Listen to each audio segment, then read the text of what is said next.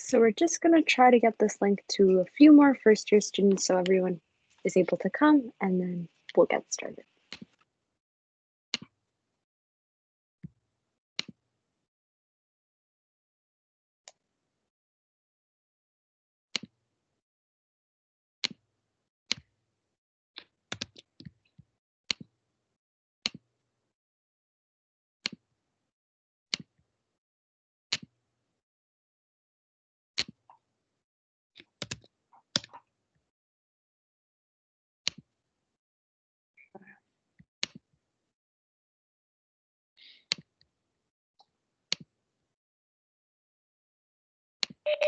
All right, just want to let everyone know one more time. Thank you for coming, but we are having some difficulties with WebEx right now. If you are here as a student for the Successful Scientist Science and Aviation panel, please check your orientation for first year groups.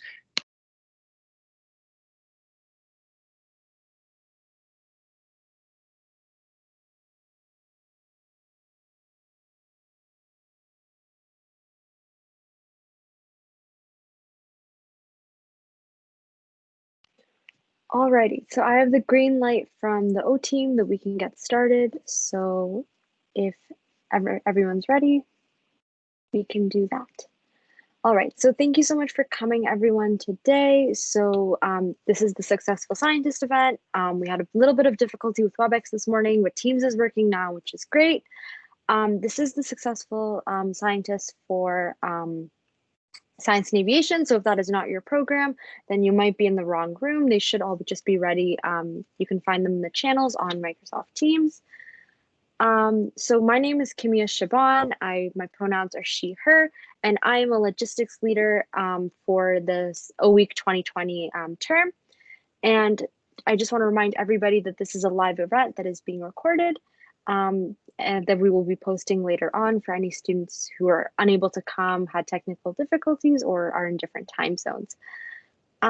Without further ado, I'd just like to invite our advisors who were able to come today to speak a bit more about science and aviation.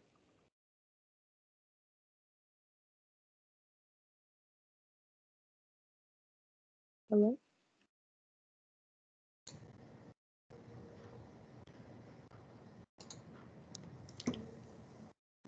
Hi, I can hear you. I'm here. Are you asking for some of the student advisors? There we go.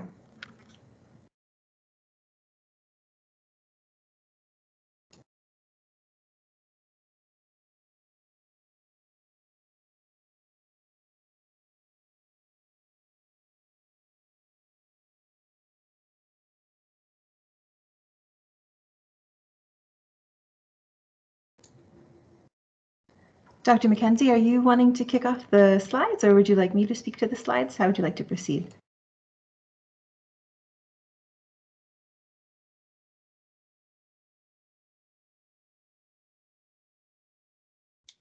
Please go ahead, Suzanne. Okay. All right, great. So for those of you who are on the call, first of all, congratulations on making it to Teams. I know we've been flipping around a few different channels this morning, but you made it here, so that's half the battle, I think, of today. So I'm going to speak a little bit to some of the slides here, but I also want to just sort of recognize there are a lot of other colleagues on the call. My name is Dr. Suzanne Kearns. I'm a professor of aviation here at the University of Waterloo. All of you who are incoming aviation students, we're going to get to know each other pretty well over the next 4 years. I'll teach you 4 of the academic aviation courses you teach at the university. Dr. McKenzie, would you like to introduce yourself? Yes, I'd like to welcome all the science and aviation students to the University of Waterloo today. I'm Ian McKenzie, the director of the aviation program here at the University of Waterloo for both the faculties of science and the faculty of environment geography. And I'd like to welcome you today, and myself, along with Dr. Cairns and a couple of our senior students in the aviation program, will go through a series of slides to perhaps give you some information about our program coming up. Thank you. Perfect. So I'll just speak to a few of the points in the slides, but I would like to ask Dr. Mackenzie and any of the other aviation students on the call to please jump in and support some of the discussion as we move forward. So today we're going to be talking about just a general introduction to science and aviation. We will talk about your academic advisor, Melinda Mang, a few tips to get ready for your program, classes, and life outside the classroom. Next up, and then there will be a panel with Q&A with several of the aviation students.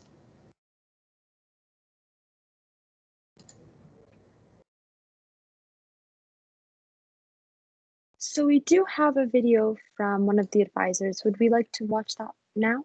It's in the slides. I think that would be appropriate. Thank you. I'll just get started on that right away.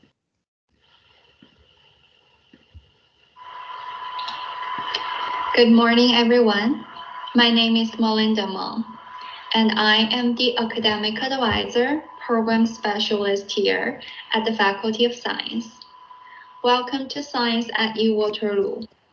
We are thrilled that you can join us this September.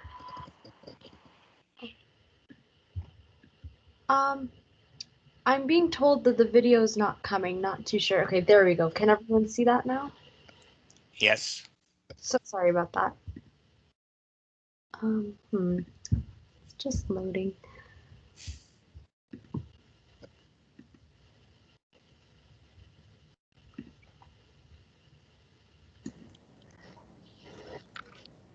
Maybe while it's loading, Ian, maybe you can explain the role of an academic advisor. So what kind of questions and things?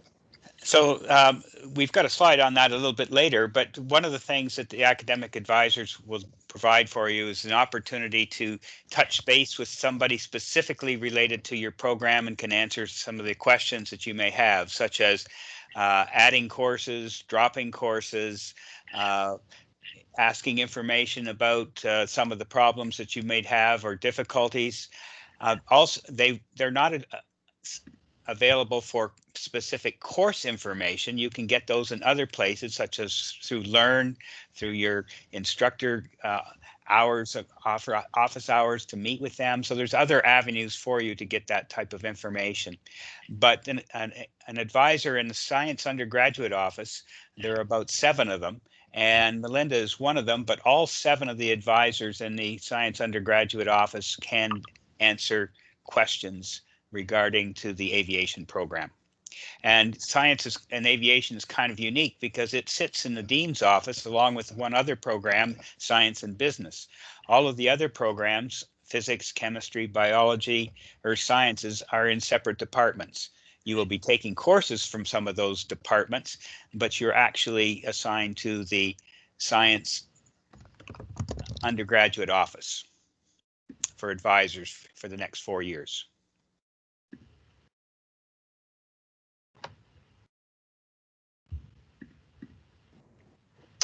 Can we play the video now?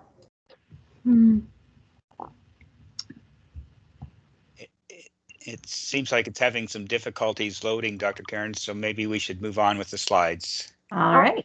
Get that working for us later. So sorry about that. No problem. Okay, so as Dr. Mackenzie pointed out, academic advisors are a really important group that you need to be aware of. So as Dr. Mackenzie said, for example, if you want to change courses or you're concerned about your progression towards graduation, you want to be sort of deliberate and strategic in which classes you choose. If you want to declare a minor, all of these are things that you would bring to your academic advisor. So Melinda, who you saw very briefly in that video before it stopped working, is the advisor who you should be aware of. They will be one of the people who are on the team here to help you succeed. In addition to your advisors, you have a community of other people as well. So professors like myself are, usually we have PhDs, and in addition to teaching, a lot of our work is in research. So for example, for myself, teaching is only 40% of my job. The other 40% is research, and 20% is service to the broader community. So, so we're heavily involved in a lot of different things. But I think that the most fun part of the job is the teaching. So I'm really excited to be starting a new term. It's been a long time since March when the whole world shut down. So I think a lot of us are really keen to see you again and to work with you more directly again. You'll also have lab instructors, teaching assistants. So if you can go back one slide, for example. So in AV 100, I just want to point out, I did send an email out to everyone who's enrolled in AV 100 this morning. Please do check your U Waterloo email, because a lot of specifics that are in that email, I think, will answer questions that you might have. But in that email, what you'll find is that there are tutorial sessions. So everything this fall for our incoming class is going to be online. So the Learn website that you have access to is the sort of the go-to point where you want to go. But in AV 100, we will have synchronous tutorials. Synchronous meaning that the students and the instructors are online at the same time. Those tutorial sessions are led by undergraduate teaching assistants. So these are students in the aviation program currently who are in upper years, and they're really there to serve as a mentor for you. So the tutorials, there's an academic purpose. You'll be talking about case studies and answering questions about the lecture, but the real important part is to really welcome you into our aviation community. So there is no requirement from a grade perspective to participate in your tutorial synchronously, but I really do want to reinforce many times, you'll probably hear me say it several times, this is an opportunity that we've created for you that really will help you sort of become part of the community here at the University of Waterloo. So please do make an effort to join in to those tutorial sessions synchronously. Upper year students are support as well as flight instructors through the Waterloo Wellington Flight Centre. So next slide. So what should you know in first year? So go to the next slide, please. So there are a lot of differences between high school and university. So you'll find that in order to be at the University of Waterloo, you would have likely been very successful during your high school experience. Maybe some of you didn't have to do that much homework or didn't have to study that much. Maybe if you you could move through that relatively easily because you're very smart in order to have been able to be successful in getting admission here to the university. University is a little different though. So the skill sets that you use as a student to succeed in high school will definitely help you in university, but there are some unique skill sets as part of the university experience that are important to understand. So in general, when we're face-to-face, which this year we're not, but in a normal year, the lecture, we would expect that by the time you come to the lecture that you've already done the reading and you're prepared for that lecture. This year it's a little bit different because everything's online, so we'll talk a little bit more about that. But in a normal lecture that's face-to-face, instructors will sort of highlight the key points, but we assume we've done the readings before you even get to the class. We're never going to use lecture time for you to do readings in the classroom. So you really do need to take control and to be very independent in preparing for your courses each week. In addition to that, we may not even remind you of when particular assignments are due. So the course syllabus that you get at the beginning of every class is a contract between you and the instructor that can't be changed. So that will include all of the specifics about how your grade is going to be determined in the class. So those deadlines, it's really important that you're aware of that because we're not going to be looking over your shoulder and reminding you on a regular basis of what you need to do. We do expect that you're coming to this as an adult, and therefore you do need to take responsibility for your own deadlines and actions as well. So a lot of the learning happens outside of the classroom. And the next slide.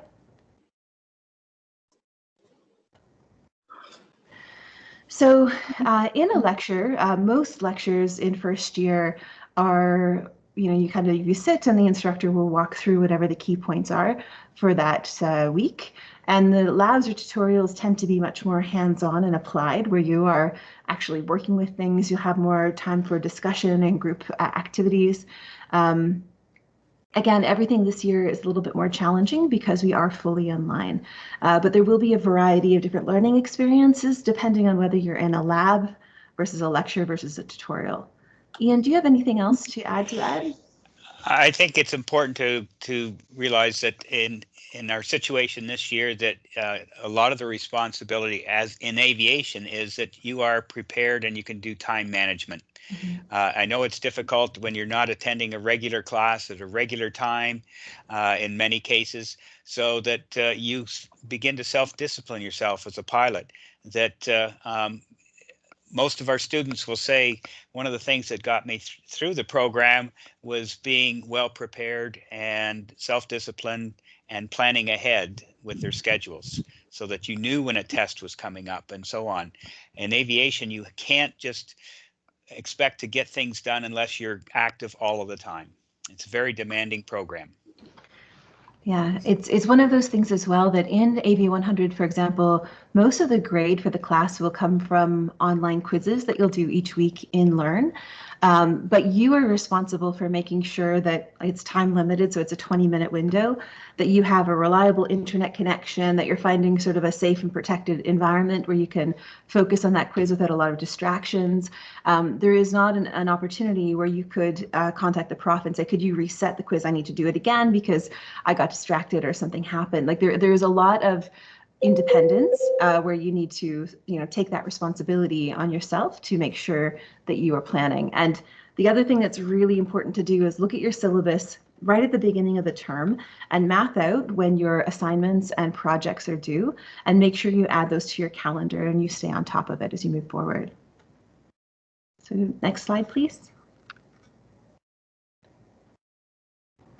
So our learning management system is called Learn. You can navigate there directly. If you go to any web browser, just type UWaterloo Learn and it'll take you directly to that space. Your classes in Learn will start on September 8th, so this coming Tuesday. Likely like 1 minute after midnight, you'll be able to access that if you'd like to. So do be aware that it is your responsibility to check Learn, just like as if you were on campus and you had classes you needed to be on top of pretty much every day through the week. You should be expecting to go on to Learn pretty much every day to make sure you are accomplishing everything that's there for you. SciSpace is where you can get notifications about different academic deadlines and science events. So it's okay. So Quest is where you can find your course selection and enrollment and your course schedule. I will tell you that something really important this year is that because we have tutorial sessions in AV100, it's one of the very few courses on campus that does have a synchronous element where you're online at the same time as a TA or an instructor. So what we did with AV100 is we specifically chose times for the tutorial that go throughout the entire day. So maybe you're an international student on the other side of the world in a completely opposite time zone. We want you to choose the tutorial session that is going to be most convenient for you. So we don't want you to be enrolled in a session that is maybe at 2 in the morning or 3 in the morning in your local time. So you can change which tutorial session you are enrolled in. Dr. McKenzie, can you speak to that? Yes, and if you're in a tutorial, there's a function on Quest that you can go in and swap a course. So you want to swap Avia 100 for Avia 100 and a specific tutorial into another tutorial. If you're having difficulties with that, you can also contact your undergraduate advisor, Melinda Meng, or somebody in the science undergraduate officer that will help you try and swap a course. You don't want to drop a course. When you drop a course in some programs, not the aviation program, but if you were taking a chemistry course, for example, and that chemistry course and section was full, you may not be able to get back in. So use the swap function in changing courses. And I don't know whether Shabby or Chris wanted to say anything about that, if they're online. Yeah, just in terms of dropping and swapping courses, yeah, it's definitely prudent to make sure that you're taking courses at times that will work for you. The last thing you want to do is get rid of your sleep schedule for the sake of taking a specific time course. You want to be able to balance well and make sure you're keeping yourself as healthy as possible while maintaining all your academic requirements like the tutorials. Is that kind of what you were hoping for there? Thank you. Perfect. So say, for example, you're a student who's in a tutorial today that is in a terrible time for you. It's 4 in the morning or something crazy. What I would encourage you to do is in the UWaterloo email that I sent you today, you'll see all of the different times and the TAs for those times. So you could ask to have an invitation to that tutorial session that you want to get into in the meantime, but I would advise you to just pay attention to the numbers on some of those tutorials. Some of them are full, so you won't be able to get into them, but most of them still do have some space available. So make sure you get on that sooner rather than later.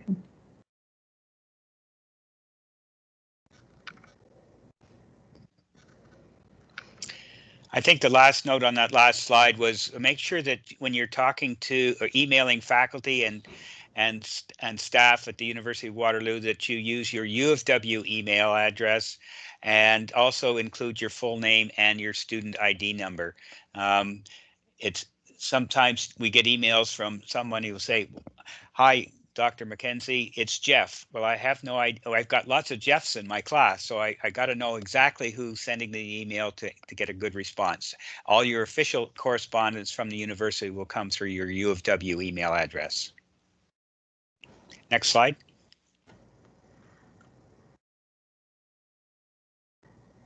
Dr. McKenzie, can you speak to this element? So we want you to do well here at Waterloo. In our program, all the students we bring into the aviation program, we want you to be successful. We have a lot of support programs through the Student Success Office, the writing clinics, and so on to help you do that, and tutorials. But you have to help us as well with making your faculty average. And in the Faculty of Science, the cumulative average for your major courses, chemistry, biology, earth science, physics, and sci courses, has to be above 65%. By cumulative, it means what you get this year counts right through until your fourth year. All of the grades that you get are counted together. Overall average, 65%, meaning all of the courses that you take at U of W. So that could be your math courses, your English courses, your stats courses, your Avia courses that are through our program here at the university, academic courses. So that average needs to be above 65 as well. If your grades fall below 65 for the fall term, you're put on something called conditional standing.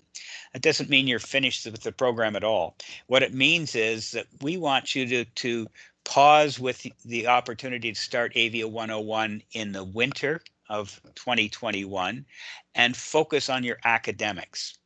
And when your average is back up, you will start the flight training in 2022 year rather than next January. The program is science and aviation. You're coming out with a science degree plus aviation. 3/4 of your degree are science academic courses. 1/4 of your degree is the flight training. So those two combinations of courses together will give you the science and aviation degree. And so we want you to be successful in both. And the courses, what you should take, well, the Science Undergraduate Office will add some of the courses. You have an opportunity to select and change courses for the winter term. A lot of those will be added for you in 1B, but starting in 2A, you will add all of your courses. So make sure you are on top of that. And what I suggest you do is plan ahead. I know most of you have selected at least 2 science courses for this fall term and winter term, and they are courses that will help you build a scaffold to the other courses that you will take in upper years. So it's important for you to take a look at some of the courses in upper years and what am I taking next? What prerequisites do I need to get into that 3rd year earth science course or that 2nd year biology course and so on. So if you've chosen a particular areas or themes that you want to study, for example, chemistry and earth science or biology and chemistry and so on, make sure that you're prepared to move up in the next levels. If you decide that after the first year of taking chemistry courses, you don't want to take anymore, you don't have to. But you do need to have enough courses so that you can build your scaffolding up. The other thing is that students can also pick up minors in any of the 4 core areas of science, and they require a minimum of 10 courses in that subject. Next slide, please. So you have an opportunity to look at some of the courses that are available to you, and follow through the undergraduate calendar. Look at the undergraduate calendar and make sure that you understand what the program rules are. What are your requirements? You can see that now if you go to the Science and Aviation calendar page, it tells you exactly the number of courses at the 100 level, 200 level, 300 level, and 400 level that you require. Academic regulations, grading systems and rules, and then schedules of classes. This year it's a little unique because we have some flexible schedule for classes. The other important thing is important dates, what you should need to know when certain courses are when certain things have to be met by, when you have to exams start, and so on. And these are on important dates at the registrar's office, and you should be able to link to those as well. Next slide, please. What I'd like to just give you a slight taste of what's in those important dates. So the last day to add a course would be September 21st. The last day, so you could switch a course in your program if you decided, oh, I don't want to take that chemistry, I want to take biology instead. You could do that. You can switch that course up until the September 21st. However, if you do that, remember that you are responsible for that missed first or second class that you weren't in. So hopefully you've chosen the courses you want to be in. There's a drop period with no penalty, September 28th, which means you can get 100% refund back for that course. You cannot add another course that you've dropped, but there's no penalty for that, and there's a refund for that.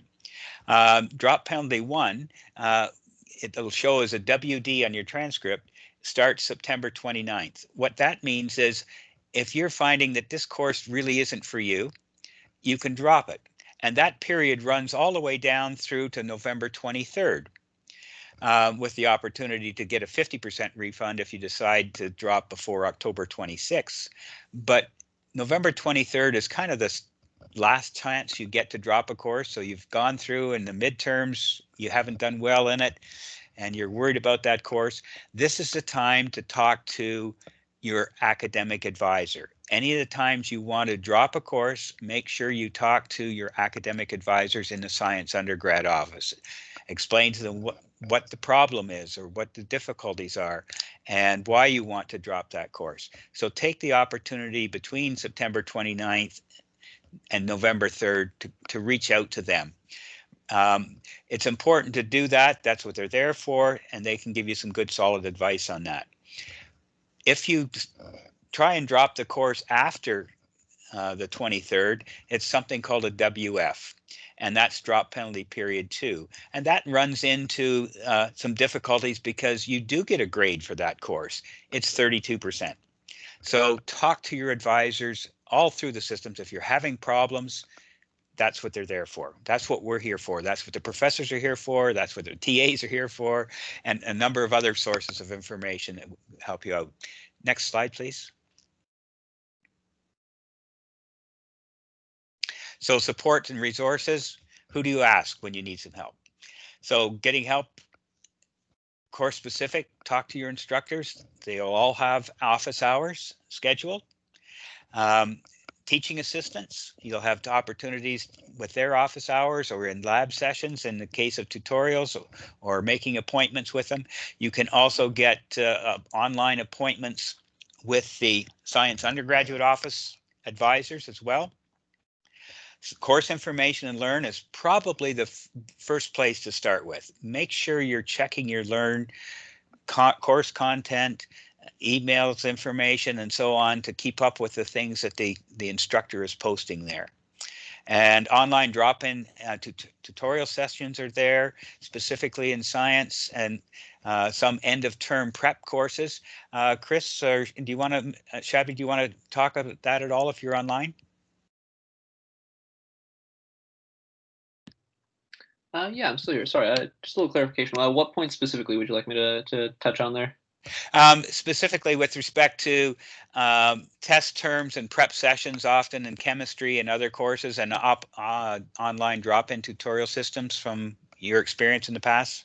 I would say those prep sessions are probably one of the most invaluable things you could do. It's definitely important to swing by those before any kind of midterm or assignment. You'll find a lot of things you may not have known you needed to know. So it's a good sort of last minute kind of checkpoint to make sure that you are ready for the midterm to cover all your bases. And then in terms of talking to your teaching assistants and going to office hours, those are honestly the best ways to make sure that you're keeping on track with everything. If there's something that you're really struggling with, talking to your professor or a TA is easily one of the best ways to fix that. Like definitely try and work on it on your own first.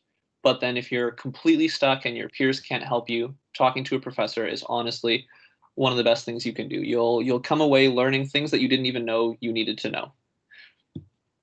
Thanks, Chris.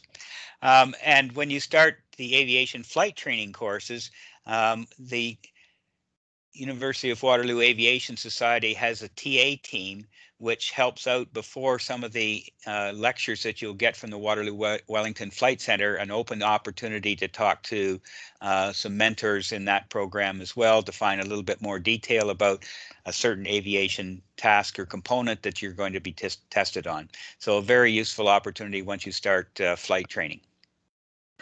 Ian, can I add something to that as Sure. well? So I think a lot of incoming students get confused about the AVIA courses. So there are two types of AVIA courses. There are courses that we teach at the university. We often call them academic aviation courses. They have the same sort of rigor and theory that you'd find in any university courses. But there's also the aviation courses taught by the Flight Center, which are your pilot training that will lead up to your licensing as a pilot. So they don't sub for each other. So AV 100, which will start next week, is an academic course that I teach at the university. And so I've had students in the past say, well, I already have a private pilot license. Can't I skip that? Because maybe I'm already getting credit for the flight training courses, which are 101 and 102. But they don't translate in that way. So they're quite different. So what we do in AV 100 is sort of like a theoretical, broad understanding of how all the different elements in the aviation industry work internationally, which is quite different from your private pilot license. So just keep that in mind. Not all AVIA courses are the same. Some are taught by the Flight Center, and some are academic courses taught at the university. Thank you, Dr. Cairns. So AVIA 101, 102, 203, 204, 205, 306, 307, and 408 are all Waterloo Wellington Flight Center taught courses, and they will be online next term. They were online finished online in winter. Our second year students did their online course. Second and third year students did their online courses this summer as part of their aviation. And the difference between those, the tuition for those courses are paid to the Flight Center and not to the university. And if some of you are on funding, such as OSAP, you have to maintain a minimum of, in the fall and winter terms, 1.5 units of academic courses. So AVIA 101 or 102 are not academic courses, they're flight training courses. So you must maintain 1.5 units minimum in order to maintain, if you are on funding such as OSAP. Otherwise, if you drop below that, you will have to pay back your OSAP. So the AVIA courses don't count as part of that 1.5 academic unit. I can't stress that enough, because we did have a couple of situations years ago where students think, oh, I'll just drop an extra course, and they clawed back all of their funding through OSAP. Okay, next slide, please. Dr. McKenzie, sorry, Yes, I'm going to Chris. hop in Yep. here. I just want to let people know I provided a few links here, one on the important dates that you were speaking about earlier, and then some further information on the AVIA courses, just a little description so that people can get a bearing on what actually is covered. Thank you. So next slide shows your undergraduate office and staff, and you can see you can have an appointment with any of those people if you can't make one with Linda because of her schedule, but they're all knowledgeable on the aviation program and will get the information that you need. Next slide, please.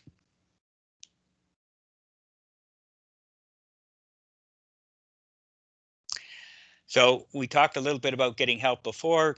The academic office, life skills, student success office, a great opportunity to get some information from that.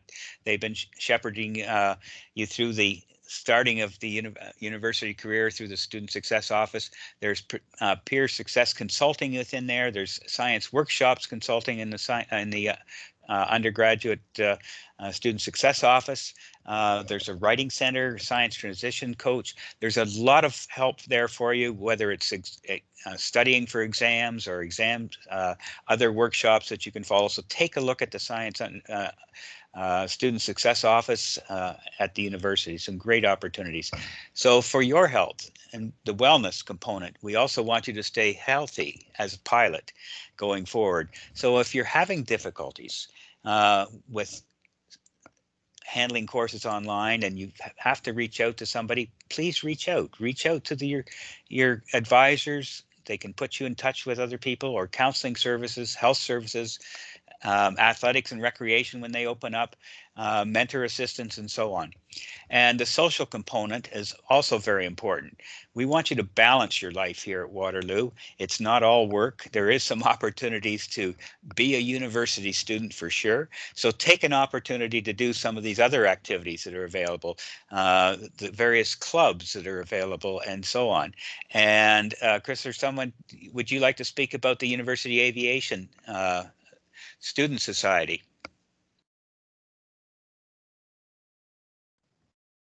Or Shabby, thank you. Shabby, you got this one? Yeah, I got it. My mic kind of has some issues with audio, so if I come across quiet. Your volume, Shabby? Trying to. If you don't have a microphone, can you speak a little closer to the... Yeah, sorry, I do have a microphone plugged in. It's just having some trouble picking up my audio. I'll try to speak as loudly as I can if you can hear me. Perhaps speak directly into your computer mic then. Alrighty, can you hear me now? That's better. Alright, Thank you. Sorry about that. My mic just has a little bit of issues picking up my audio today. But basically, sorry, if you could reiterate the point that you were asking us to elaborate on. Certainly the University of Waterloo Aviation Society for both science and geography. Yeah, so basically, they do a lot of things like scheduling events that aviation students can go to that are geared more towards looking at different career options for students. I know that they've had a career day that they organized where different companies came in, like Sunwing, Air Canada, Jazz, and we had a few pilots come in and speak to us on basically how those career options looked like. And it's just basically a very good area for students to go to explore the industry, especially now in times like this where the industry is having a little bit of trouble. So the society is really good for that. They also have, I believe, an Instagram page as well that you can follow, and a website that you can visit. So I'll try to get a link in the chat for that. But if Chris has anything else to add there, Yep. that would be great. The link is on the screen currently, uwaviation.com. So you could, and the resources page on that link is very useful to you as well once you get to the Aviation Society. Yeah, I'll throw that link in the chat in just a moment, but the Aviation Society, it's a great way to get involved. I unfortunately have not been involved myself, but it is a way to implement changes that you would want to see in the aviation program and make sure that your peers have a voice at the university as well. So I definitely recommend reaching out to the volunteers that are working there right now and seeing how you can join and help them out. Thanks, Chris. Next slide, please. I guess we're going to turn it over to you. Next slide, please. Thank you so much. There we go.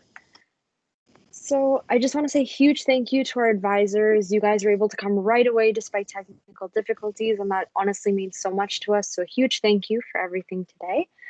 We do have some student panelists from students that are currently in the Science and Aviation program. If any first year students want to ask them your questions. We are having some issues with the chat. So if you guys would like, you can like raise your hand or unmute your microphone to ask any questions you have. And if the advisors have anything else they want to add, please feel free.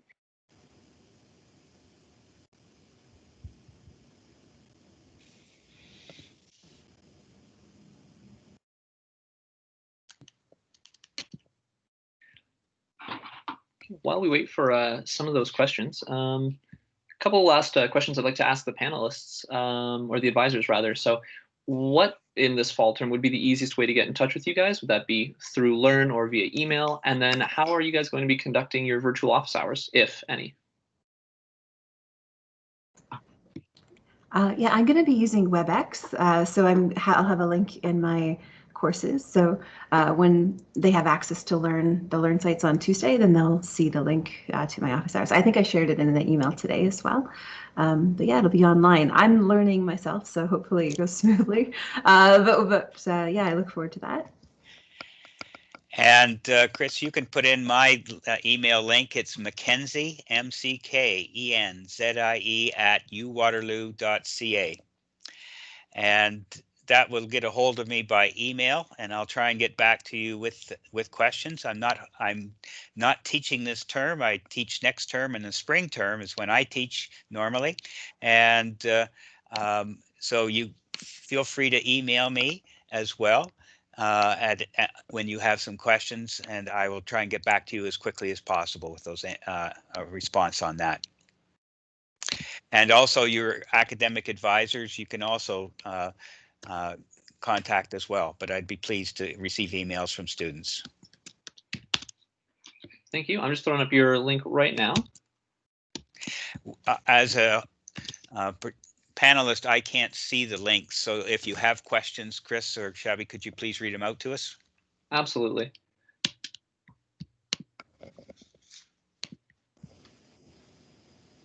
I'm just keeping an eye on our attendees here. I want to see if anyone's hands are going up, and then we'll allow anyone with questions to unmute and then address whoever they'd like, and then ask their question. So before we get any farther, I'm going to introduce myself. So I'm Chris. My pronouns are he, him. I'm going into fourth year Science and Aviation on the physics specialization.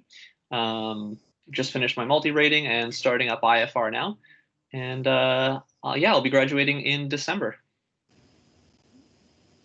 All right, I'll introduce myself as well. Again, if my audio is a bit quiet, please try to put that in the chat if I'm being too quiet, and I'll try to speak up a little bit more. This is the best I can do for now.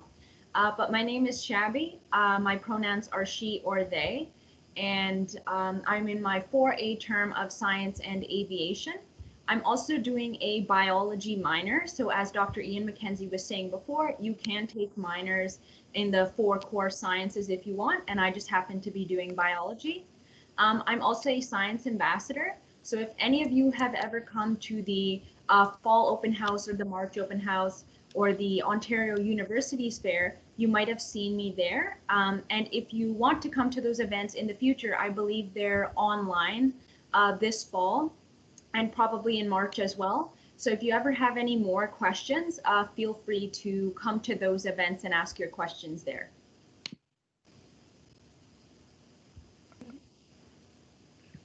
So if we have any questions, please feel free to raise your hand and we can get to your questions.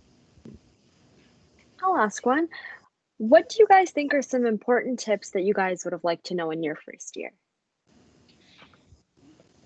I would have really liked to have had a better appreciation for how helpful office hours can be. Just like I said at the start of the call, going and talking to your professor, and again, after you have put in the effort and made very specific questions about what you feel you're struggling with, it goes a huge way to helping the understanding of the course in general, right? it might be, you might think it's one little thing you're stuck on that you're not getting, and then you go and you talk to your professor and they open up this whole other area of understanding, and it really makes the studying process go a lot smoother rather than getting stuck on one thing for hours and just becoming more and more frustrated and upset with yourself. It is very important to make sure you are reaching out to get the help that you think you need. Yeah, and I'd just like to add to that as well. It's also very important that when you're doing your flight training, you get enough sleep and you make sure you eat before you go on the flight. There's something called an I Am Safe checklist that we use at the flight center. And it's basically an assessment of how you're feeling before you go on your flight. A lot of students will say like, oh, I'm tired, I didn't get enough sleep before my flight the next day. And it's very important that you get enough sleep, get enough food, because you won't be performing the best that you can during your flight if you're not getting all those things necessary for your health and your mental health. So that is very important as well.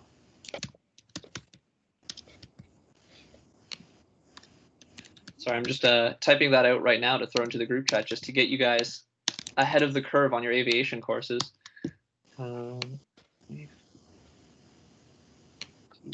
So, Shabby, you mentioned the flight center. So how did you two get there? Like transport wise from the university? Yeah. Okay, so this is a bit of a tricky one. So currently, there's no public transport that goes directly to the flight center from the university area. There is some public transport that you can take to about a 4-kilometer away distance from the flight center. And then at that point, a lot of students like to take a bike or any other form of transport that they have that can get them the rest of the way. A lot of students also carpool. So if you know someone else with a personal vehicle that has a flight at the same time as you, you can join them for the ride to the airport and back as well. Some people also use Uber. There's a W route set up now as well. Any taxi service in the city you can use, really. So hopefully in the future we can get a little bit more transportation set up. But currently those are the major methods that students use to get to the flight center. So if anyone else has anything else to add, if they have any other way of getting to the flight center, please make that known. Yeah, absolutely. So one service I used for quite a while was Enterprise Car Share. It's shut down right now, given the circumstances, but should it open back up, it is quite a bit cheaper than Uber to use if you have a driver's license. I believe you need a G2, and they have a special student rate. It just makes it a lot easier. You don't have to wait for someone to come pick you up. It's cost effective to about a 4-hour booking. And then after that, it makes more sense to get an Uber. But yeah, there's another option there. There's a few different car rental companies that you might be able to access once things start opening back up again.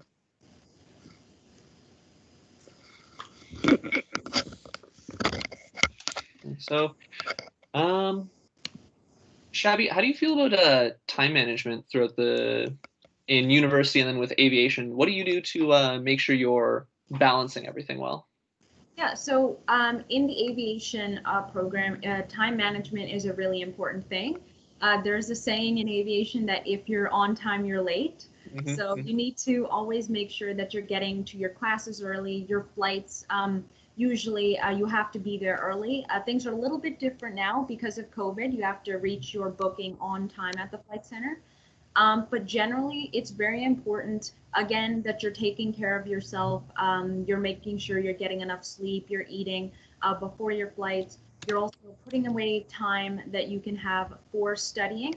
Because again, as we mentioned before, in high school, you have a bit more help in terms of studying. You get to your lecture, you're taught everything you need to know at that lecture, and it's quite small classes.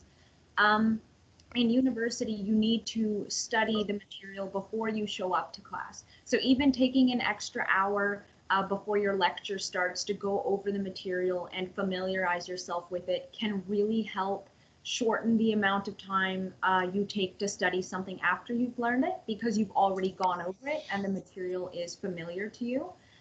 So it is very important to also make sure you're going on Wingman Reservations, which is the site we use now to book our flights.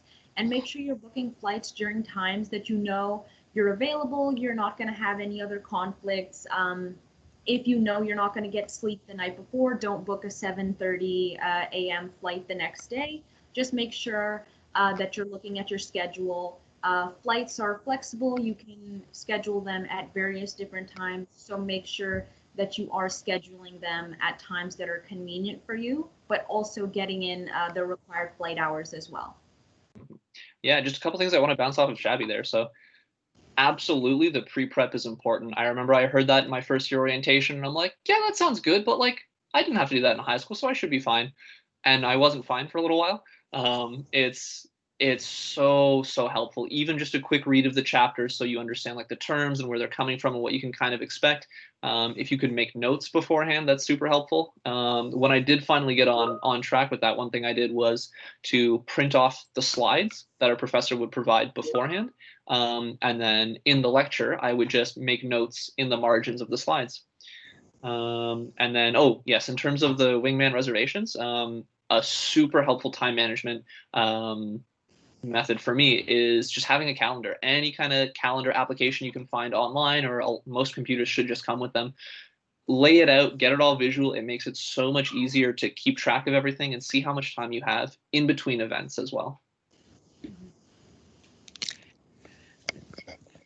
I'd like to add a little bit to that, if I might, with respect to the time management and also planning your studying so that you are successful.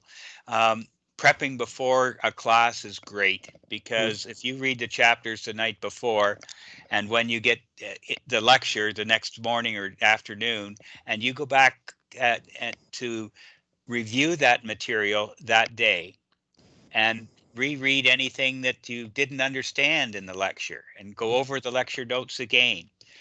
The end of each week, you should review all of your course material every week. So by the time midterms roll around, and if you do that every day, prepare for the next day, review the next day, you've seen the lecture material over the week at least 4 times. Coming up to exam or testing times and midterms and so on, and some of the courses that you will have will be a smooth sail on that. So keep ahead of the work. If you have a flight the next morning at 10, you can't be working on a lab the night before, because you should also be preparing for that flight. You've got to schedule, as Chris said, in your calendar, start on the exercise the week before. If you have to polish it the night before, do that, but you have a flight the next day. So there's great time management opportunities when you get through this program you'll have. Thank you. And just continue. But oh, sorry, I cut someone off. Sorry, could I just add to that really quickly? So in addition, I think one of the things that is really important to the community of aviation students here in our program that doesn't happen by itself, but it has to happen more like deliberately, is that we want to reinforce the importance of professionalism. So the reality is, unlike many academic degrees on campus where you just study on your own and you can pass the test, and maybe you'd even hear students say, like, I don't even have to go to class, like I just write the test and I don't even go. That does not fly in the aviation program. Like we want to do everything we can so that the academic experience you have here at the university is preparing you to succeed in the aviation program once you're graduated. So that means elements of professionalism in your communication and how you interact with your professors. And you'll also find, like in all my aviation courses, there's elements of group work. And most often, if you're very successful in your group projects, then you might, well, Chris, you could probably speak to some of the opportunities you have to maybe expand and go into industry and present some of the work you do. But in doing that, you're representing the University of Waterloo. And when you represent the University of Waterloo, you're representing all of the other aviation students that are here on campus. So I've gotten a few emails from first year students already that are like, yo, and it's like, that's not how we talk to each other in the aviation industry. We are a little bit more formal, and we do lead with our professionalism. So even though you're not a professional yet, this is kind of a training ground to learn some of those unwritten rules about how to present yourself in the way that is going to make you most successful in your future. So I don't know, Shabby or Chris, if you can speak to any of that, but I think that's an important element. And I'm a little concerned because of our online structure that it's something that is going to be a little bit more challenging to reinforce. So I want to make sure that's a continued priority of the way we interact with each other. Yeah, so definitely professionalism in emails is something that can be difficult sometimes. It's like you just want some information, so you shoot it off to the person you think knows, and that's it, right? But it's very important to think about who you're sending that email to. This is someone you're trying to make a good impression to, who'll be able to help you in your academic career later, right? So you want it to sound polished and well thought out. It's super important to read and reread your email before sending it. One thing I do to make sure I don't accidentally send a half-finished email, for instance, is the last thing I'll put in is the recipient, so that if I accidentally hit send, it's not going anywhere. I won't just send a hello to Dr. Kearns by accident over Outlook. Yeah, Shabby, how about you? Yeah, I do have something to add there as well. So at the flight center, there are mandatory uniforms. So usually, if you were to go to any aviation, any avia class, when you're going in person, usually you would have had to wear a uniform. So basically, like white shirt, tie, belt, black pants, black shoes, and then in the summertime, a polo instead of the white button-up shirt. And because of things being online, I don't know if you guys are going to be getting your uniforms or anything like that, or how it's going to be in winter 2021. But usually that's been the case. And I've heard analogies before where it's like, basically, if you're flying a plane, you want to be wearing a uniform, looking professional, acting professional, because it might be somebody's grandma's first time flying in the back, and if they see the pilot come out just wearing a t-shirt and shorts, it might be a bit unnerving for them. So that analogy is always something I like to bring up. So it's very important that you make yourself look put together, professional, and again, when you are sending emails, make sure you are being professional. You might be making a bad first impression on someone if you are using language that is a bit inappropriate for the setting that you're in. So it's very important that even though everything is online currently, that you're still keeping everything professional, and especially during your communications, it's very important. If we have any other questions, please don't be shy. Just raise your hand and we'll answer them. I'm just going to add one thing. I'm being told over a few different channels that raising hands isn't an option. So please just unmute yourself. Feel free. We're just all having a conversation, or just put your question into the channel that we've been messaging. So anything that works best for you. I have another question. What were some things you two did to get involved on campus? You want to go first, Chris? Or Yeah, I'll start with this one. So that's actually something that I wish I had done more of. Because potentially not super great time management in my first year or so, I felt that I didn't have any time to do anything. I just had to do all my assignments all the time, or I'd fail everything. But as I'm going through now and I've got my stuff together a little bit more, myself and two of my peers in Dr. Kearns' Avia 320 class will be going to present to a meeting regarding national aviation safety. We'll be presenting an idea we have to help increase awareness on the topic of mental health in aviation. So that's what I've been doing to add back to the community, to get involved. What about you, Shabby? on my side, in first year, I was the same. I was focused a little bit too much on doing my assignments, thinking that my grades weren't going to be good enough. Getting experience in the field is really important. In second year, I applied to be a science ambassador for the aviation program. And ever since then, it's been a really rewarding experience. I get to talk to prospective students and hear a little bit more about the questions that they have, and I get to answer them. Also, another important thing is that the flight center gives some employment opportunities as well. You can work line crew, dispatch. So if you ever want to get firsthand experience in the industry, you can always go to the flight center and see if they have an opening as well. So that's really important. Yeah. And I think Yeah, go So ahead. I was going to say, yeah, just before we move on to Daniel's question here, there, not just at the Flight Center, but at the associated airport, there are jobs you can work there as well, either on line crew or refueling, just various things you can do to get yourself involved. And yeah, it sounds like we have a question from Dania. So go ahead and unmute yourself. And go ahead and ask if you can. Hey, Hi. I was just wondering when exactly in our 4 years do we start flying? So it sounds like Dr. McKenzie had said that you guys will be starting in the summer of 2021. Is that correct? At this point, there are some delays, I think, in doing some catch up with some of our students who haven't been flying for 5 months. But at this time, our schedule is for January 2021 for those who are moving forward. Some of you will be starting in 2022 to do your flight training. And it is possible to defer flight training even to 2022 and still complete our program within the 4 years, so that you would graduate in the summer after the summer of your 4th year. We often get transfers into the aviation program from other programs in the university and even outside the university, and students would have taken a first year somewhere else and come to our program. So they won't start flying until they've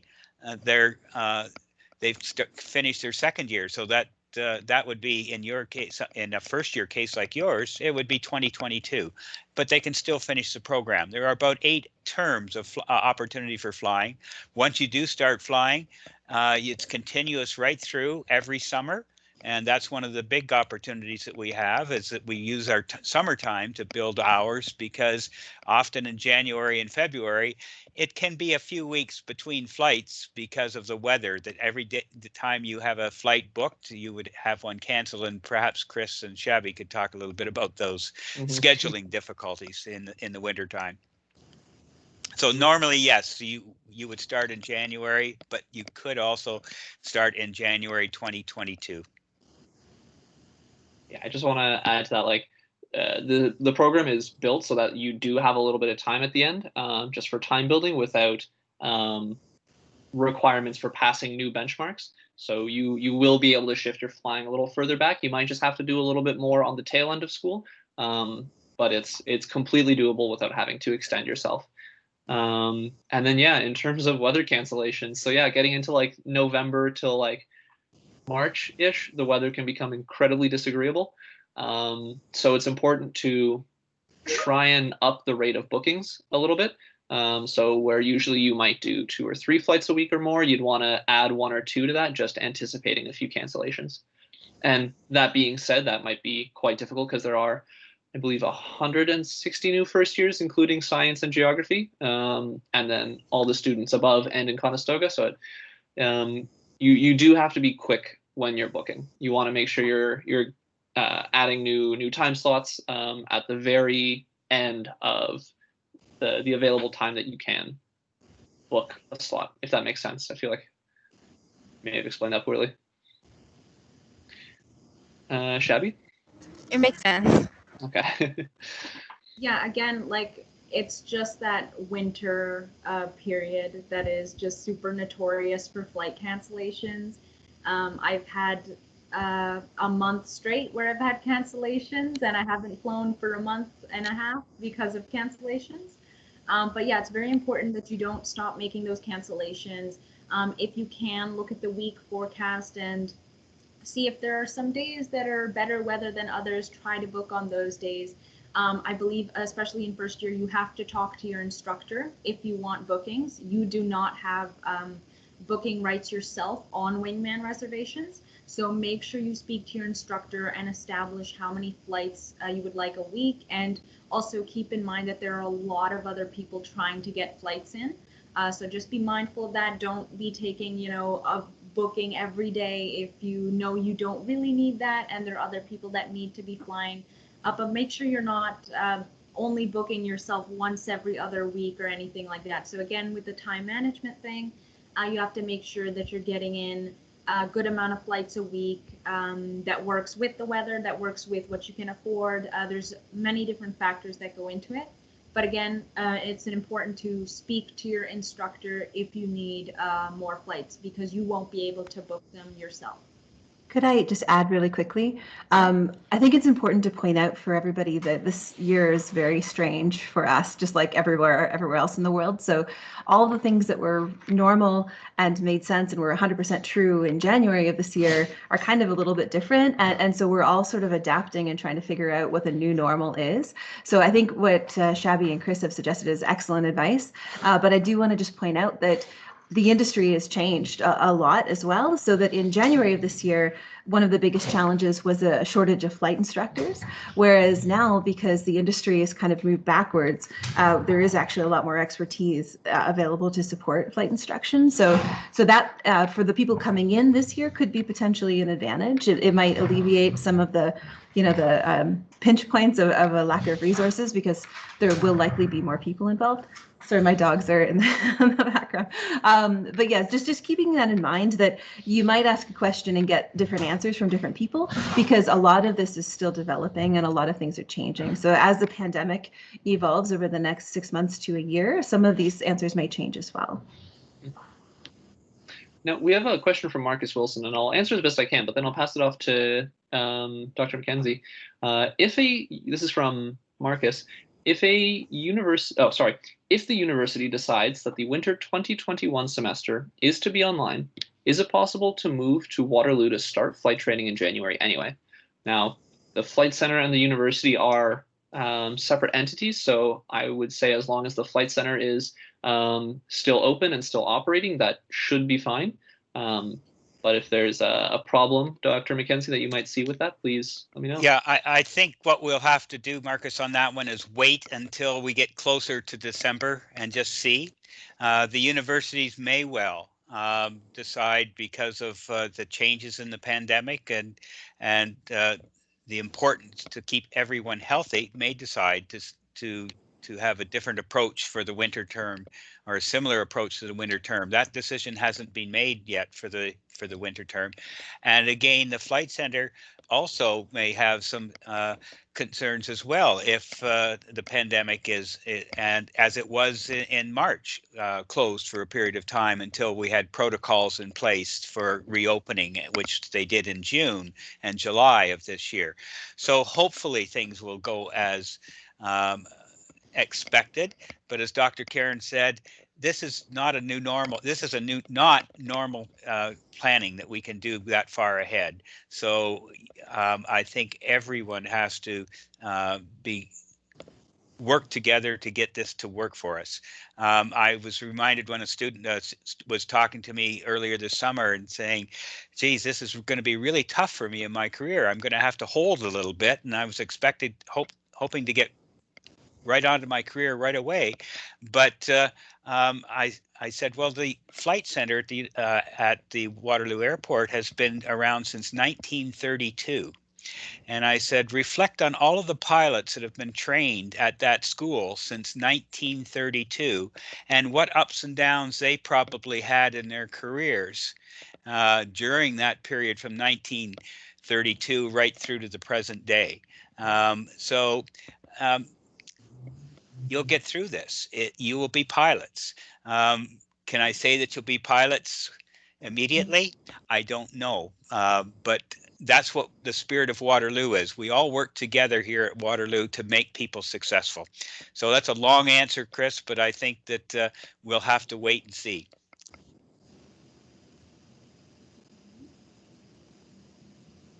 Sorry. Yeah, it's a very dynamic environment right now, so we'll definitely have to take it as it comes. Thank you for that. Are there any other questions coming up? Let's see.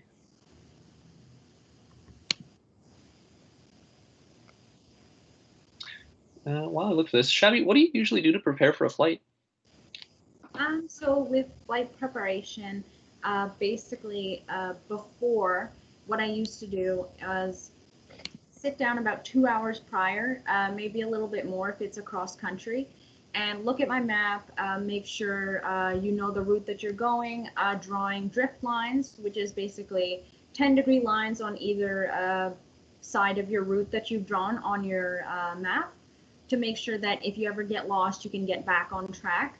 Just small precautionary things like that, calculating the total distance of the flight, calculating how much fuel you need for the flight, contacting your instructor to see if they're available to sign you out if you do need to go solo, but also checking the weather.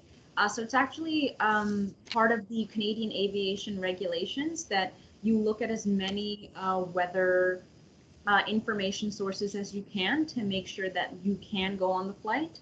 You have to consider things like the ceilings, are the clouds too low for the altitude you want to go in? If you're just doing circuits, you don't need, the sky to be clear below 10,000. You could have overcast 8,000 and be able to go in the circuits just fine. But if you're going on a cross country at a planned altitude of maybe 4,500, you can't have overcast conditions of 2,000. You just won't make that altitude, right? So the different things like weather, how much fuel you need, flight preparation, the route you're taking, especially looking at the airports, making sure that if you're going somewhere in the winter time, that the airport has winter maintenance. There have been incidences before where people haven't checked to see if the airport has winter maintenance, and things have kind of gone bad there.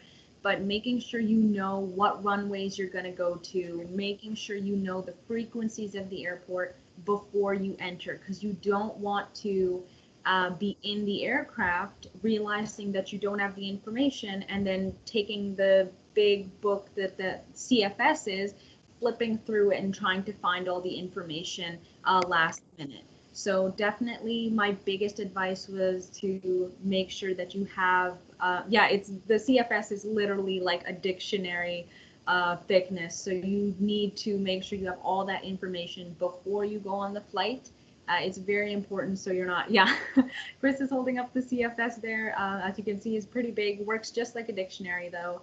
It's not complicated to use. But again, you don't want to have to use that in the aircraft. It can get very busy in the cockpit if you have your map in one hand, a pencil, and you're trying to do calculations. So make sure you have all that stuff done before the flight. Do you have anything to add there, Chris?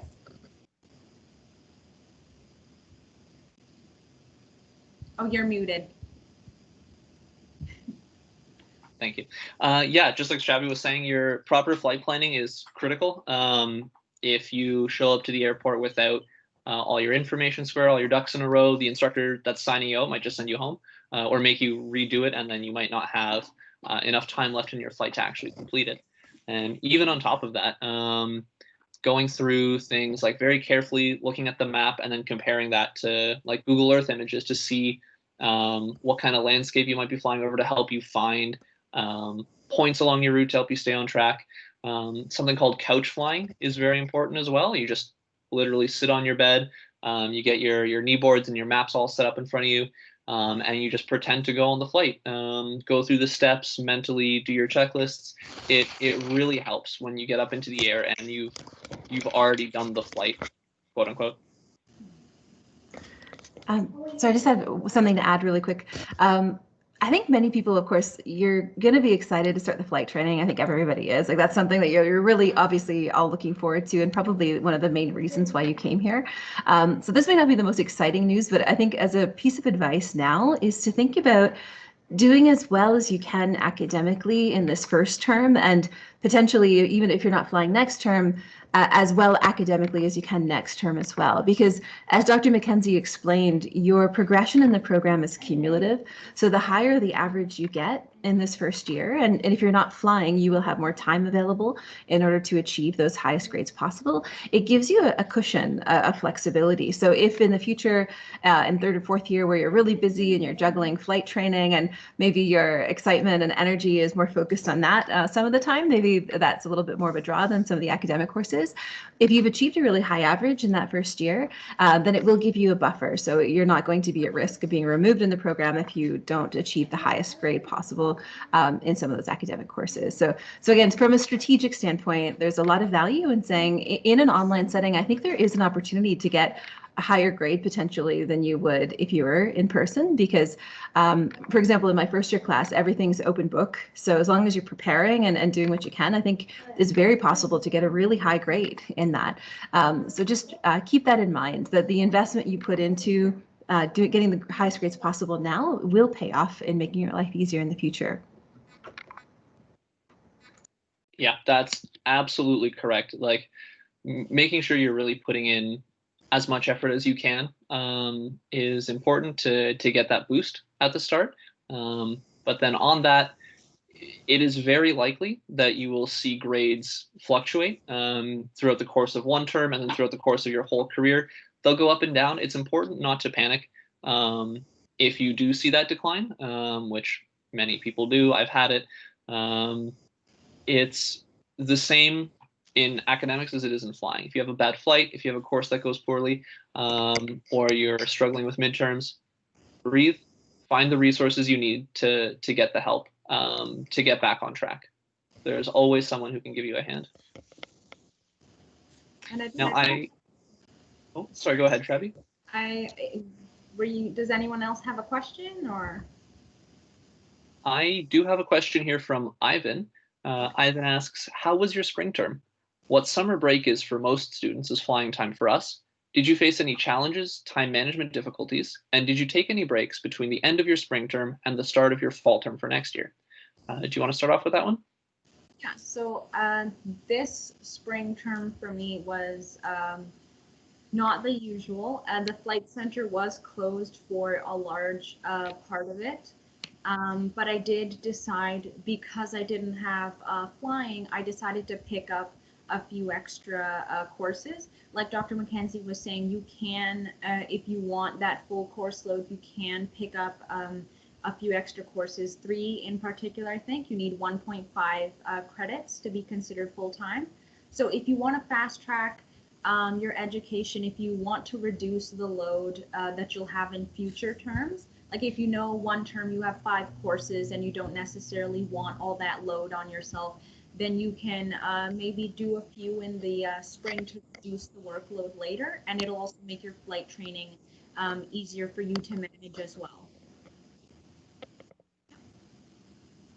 Yeah, absolutely. So I'll answer that as a before COVID and after COVID kind of question. But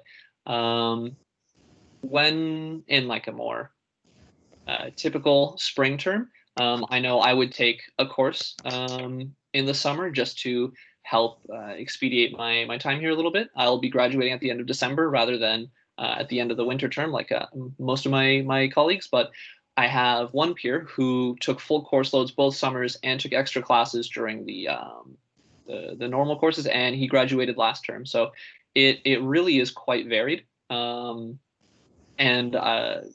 Yeah, just as much energy as you're willing to put into it is up to you. So my peer who did take the extra courses during the summer is perfectly in step with me in the flying right now. It didn't cost him anything extra. Yeah, it does come down to time management, as you're asking about. In the summer, time management does get a little bit easier because there's typically less going on. If you take a full course load, you'll already have 2 terms of experience in time management going into that. So you'll definitely be more ready for it by then. Yeah, I'd say in the summertime, it's important to balance between taking the break you need. At least for me, I found it's important to balance taking the breaks that you need after taking 2 terms of school and flying and heavy academic load, and to enjoy yourself. And then you ask, did I take any breaks between the end of spring term and the start of fall term? So yes, I did. There's the academic off period between spring term and fall term is a little longer than between fall and winter. So you do have more time to go up north, maybe go on a vacation for a little while, and yeah, to take a little more time for yourself. So I know I went up north to work for a little while, and it didn't it didn't get in the way. It didn't cost me anything. I wasn't cramming or rushing. So it's very much up to where you want to allocate your effort through the summer. Mm-hmm. And then in terms of how things are going to look now, might be a little different, given that the flying might start a little bit later, so you might have to dedicate a little more flying time in the summer than was required in years past. But it's a new challenge to get around and a new lessons to learn in all of this. Was there anything else? Chris and Shabby, if I might chime in for a second on balancing your academics and your flying. It's important to balance the two. You don't want to be up in one and down in the other. You want to keep those in balance as you move through your career, not sacrificing one for the other to be successful. And taking extra courses in the summer may be great for some students. It may be a disaster for others. Take what you can manage. It's not the first person to the finish line wins. It's getting everyone to the finish line. And you're the pilot of your own ship on this. You want to get that plane to the finish line at your pace and do well on the way and be healthy on the way. Don't sacrifice your life to just one or the other. Take the opportunity to do as both as Shabby and others have said, to enjoy the university environment, enjoy some of your friends that you're going to meet, because the people that you meet in your classes from now going forward will be your community that you're going to work in for life. And it is really important that you enjoy it while you're here and build what you need to do for the future. So balance your life and enjoy what you're doing when you're doing it. Yeah. Thank you. Yeah, I'd have to say that's definitely something I'd like to impart as like a last message is really make sure you're taking the time to get involved and enjoy yourself, just as Dr. Mackenzie was saying. Like I said before, that's one of the things that I wish I had done differently in first term, was involve myself a little bit and really put myself out there and not worry quite so much about the academics. Like definitely stay on top of them, make sure you're prioritizing academics, but also keep a space for yourself and your well-being, both mentally, physically, and give yourself time to spend with others. Yeah, it's not as stressful as people think, especially the flight training. Honestly, it's a really rewarding experience to be up there and be able to see like the beautiful scenery. It's absolutely amazing. And I am, Chris, you can probably attest to that. Like some of the cross countries you might have been on, the views are absolutely amazing. So if you want to share some of your favorite moments or wherever your favorite cross country destinations are, that would be cool. Yeah, absolutely. This one, I think, easily my favorite flight was a cross country I had this winter. I was going from here up to Barrie, over to Peterborough, and then back home. And I took off in the evening time, so I got a lovely sunset behind me as I was climbing out. And when night fell, the sky completely cleared. It was a huge full moon. It was basically a daytime flight. It was just so bright and so quiet. In the winter, you'll notice the air gets really smooth, so your cross countries are prime. Shabby, yourself? So far, I would say my favorite destinations are coastal areas, especially on the edges of the Great Lakes. I really like going up to Kincardine. The water from up top is just so blue and beautiful, and the coastline is absolutely amazing. So anywhere where there's water, I absolutely love to go. The scenery from up there is amazing. And it's not like driving a car, so you can put your aircraft in straight and level flight, pull out your phone, take a picture if you want. And the pictures you get are just absolutely amazing too. And so if you ever go on a dual flight as well, sometimes you can ask your instructor to take the controls and they let you take a few pictures. So it's a really rewarding experience. It's not all stress and work. So as soon as you get up in the flight, all that flight prep that you've done is just all worth it because of how amazing it is up there. That's it. Don't text and fly. Don't do that.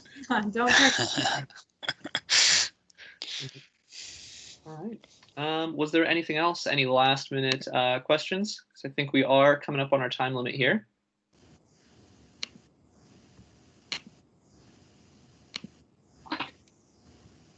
Alrighty. Thank you so much. You two are amazing. I honestly learned so much about science and aviation today. We have a few more slides left, so I guess we'll just go through those.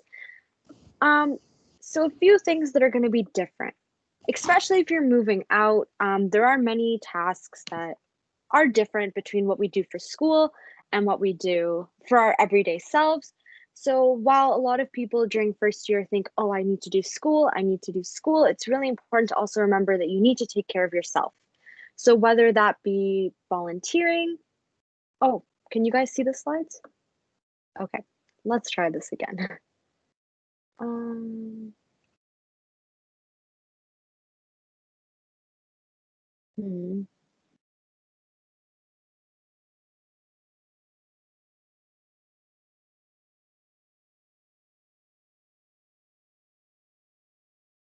Is that better? Can you see those? Yeah. Thank you to whoever else is sharing. You are the best. Got you. Just tell me what slide we're on. I think we were on 17, if I'm not 18.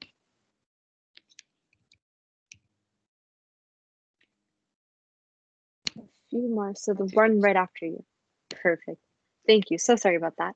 So it's important, whether that be volunteering, whether that be sleeping, doing your laundry, it's important to always take time for yourself, because doing school is very important, but taking care of yourself is important. And also as pilots, your health matters. So just making sure that you are making time for yourself.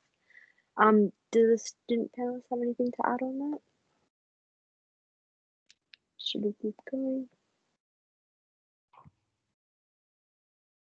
Okay, so I guess we'll keep going then. So how can you make sure that you're thriving in your program? So as the student panelist said, self-care, practicing good habits early on, calendars, planners, everything you can do, making sure that you're balancing flight training, and your academics, making sure that you're contacting your instructors, your TAs, your teaching assistants, and always asking questions when you need help, because there will be someone to answer. Anything you guys want to add on that? Shelby, sorry. Quickly to say, I know the turnkey desk is receiving a planner soon. Again, if you're not in Waterloo, I'm not sure if they can send one out to you, but if you are in the area, you can go to the turnkey desk to get a planner. It has all the dates in there, like the drop period, the refund period, all those dates written in the planner. So that's something that I always use personally. And it's great for scheduling when you have different tests, exams, and stuff like that. So if you are in the area and can pick up one from the turnkey desk, I recommend it. But if not, any planner really, I'm pretty sure any store that you go to would just have the 2020 to 2021 planner. So it really helps. But the university does have our own sort of custom planner if anyone is interested.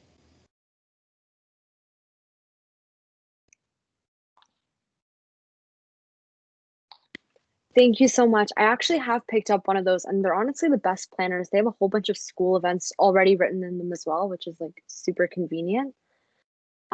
Anything else on this? Should we move on? Okay, awesome. So what's next? So please make sure that you try to check, learn, and see what your classes have in store. Go on the very first day school starts and just read through the syllabi of your classes, and just make sure that you're staying caught up in the material. There is something called the U Waterloo book look. So what that is that you can check for textbooks or course notes for your classes. So I have some that I ordered right here. These are for a class called combinatorics. You guys don't have to worry about that. But you guys can see, so for instance, Chem 120 has course notes, and I do believe that's a course you guys will be taking. So just making sure that you have the books and materials you need. WHMIS, so Workplace Hazardous Materials Information System, is something that you might not need, given like some of the labs are virtual, but some profs do ask that you do complete that. So you can find that on a self-registration tab through Learn. It's also a great thing to have on your resume, some of your co-op or cooperative education positions. I mean, that doesn't apply to your program, but some places that hire do look for that, so it's a great thing to have. It's really important to check your email. Professors do send out emails regularly, making sure that you're not behind on anything and seeing if anyone wants to contact you. And the last thing is that please do make sure that you, when course registration opens for winter 2021, make sure that you complete that and stay up to date. Do you two want to add anything on that? Tess, can you hear me through this? Oh. There we go. Is that better? Okay. So yeah, one thing to add about Learn, it's probably one of the most helpful platforms throughout the course of the term. It's got all your academics right there, contacts for your teachers, I believe, as well. And my favorite thing about Learn is that you can add friends. I think that's so cool. Anyway, yeah, maybe you guys will end up using that function. So if I could add something as well, I just want to point out that so you have both lecture and tutorials and labs, right? For AB 100, as an example, the lecture is going to be fully asynchronous, so it's recorded and it's online. You can do it literally anytime you want within the week, so whenever is convenient for you. But our tutorials are synchronous, so they are at a specific time. You will have access to Learn on September 8th, but that's a Tuesday. That's also the day your first round of tutorials will happen. So sometimes classes will cancel the first tutorials because they want to have the lecture first. But this year they will happen. So one of those is at 8:30 in the morning on Tuesday. And you may say, well, that seems crazy because I'm only getting access to Learn that same day. So just a heads up that I am going to ask the TAs to send you emails just as a reminder so you know how to access the tutorial. Just check it out. Awesome. Thank you so much. Also, beautiful dog. Always make sure you check Learn. Even if lectures are asynchronous, please try to keep up with them. Over spring term, which was my first complete like at home term online, you do really have to keep up with the lectures, especially if they're recorded. So do try your best to watch them the week that they were released so you don't fall too behind. I do think that's it in terms of the slides and content, but if anyone has any last questions, or the panelists or advisors, anyone wants to add anything, please feel free.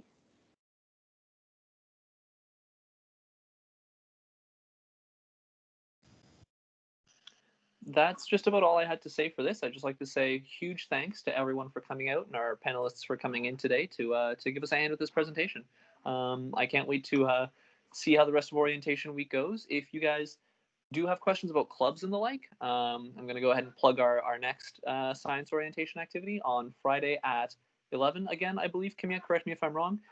There's a science showcase that's going to be very similar to this, where we'll talk about different ways you can get involved in the science community here at Waterloo. So once again, thank you all for coming. And yes, thank you all for coming. I've really appreciated the opportunity to chat with you today, and we look forward to you joining our program this year, and enjoy your orientation week. Cheers. Thank you so much to you, the student panelists, and the Dr. Kearns and Dr. Mackenzie for coming out today. Thank you so much for everyone for bearing with the technical difficulties. You are all fantabulous, and it was so lovely having you all today. This was recorded and will be posted, and I will also post the advisors video in this channel as well. So thank you so much, everyone, and have an amazing day. Bye. Bye now. Bye.